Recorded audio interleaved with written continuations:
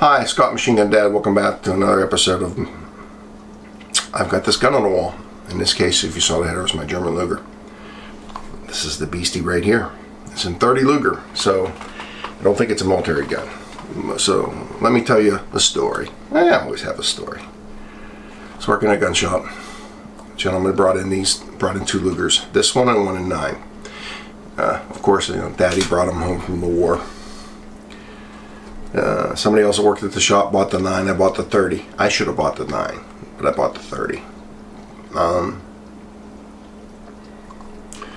Looked it over. It's in decent shape. The serial number is last 2 digits are 75, and on the toggle right here, I'll turn it this way. It's probably easier to see. It's a 75, so the toggle matches the frame. Here's your DWM, and one of the reasons I think this is a civilian gun, I'm no Luger expert. There's no year of manufacture up here. There's no military acceptance marks. There is a nitro proof mark right here above my finger. Alright, so I bought it. It shoots okay. It's a Luger. I'm not a real fan of the toggle system because this one is really stiff springs, but who that collects guns, who doesn't want a Luger? So the funny thing is, as I'm preparing for this video, I'm doing, let's see how many serial numbers I can find. Well, first of all, I noticed almost every Luger I've seen that's military. Probably not real smart doing it that way. There's usually a serial number on this. There's often a serial number on this takedown pin.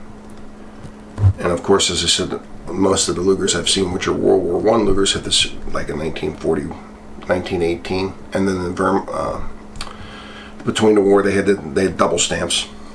So I'm thinking this is a civilian Luger. So I'm like, well, where's the? I have so many guns, I couldn't exactly remember where the serial number was, and then I remembered it's on the front of the frame. So I'm looking at it, and we're going to try to get this here.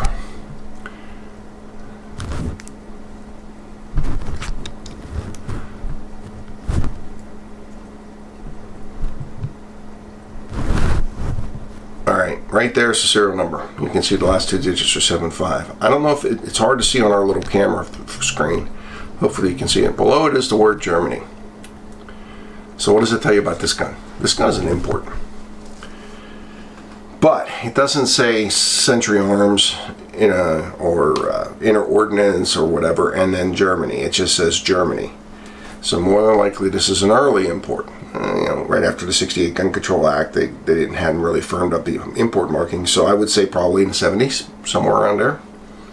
This is not a war capture gun. Why am I bringing that up to you? That affects the value dramatically, maybe 20-30%. This is not, but this is a collectible.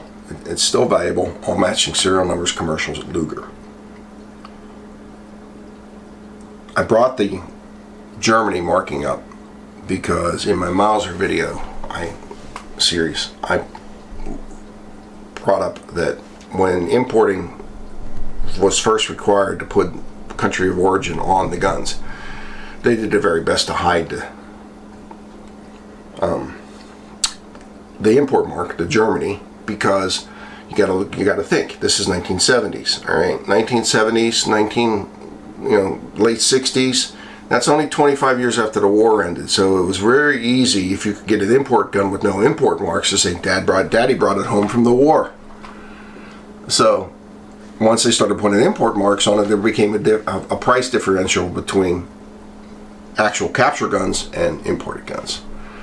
So you'll find other guns, like I'm sure the 9mm he had was probably marked the same.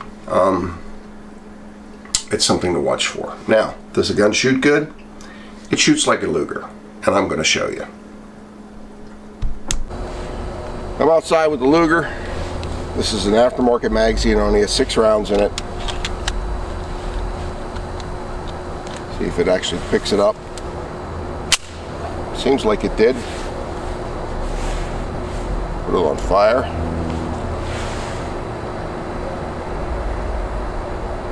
Oh, put it on safe. How about now it's on fire?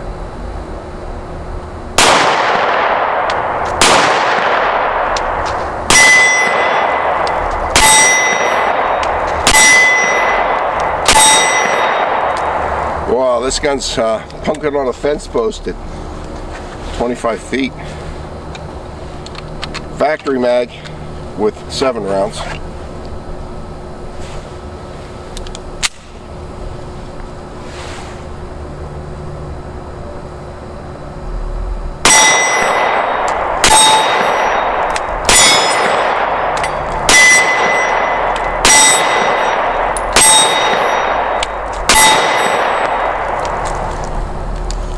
Well, there you have it. My German Luger. I think I've shot this last time my kids were like 10. Thanks for coming to the channel. Thanks for coming to see another episode of I've Got This Gun on the Wall.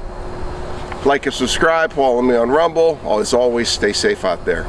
See you soon.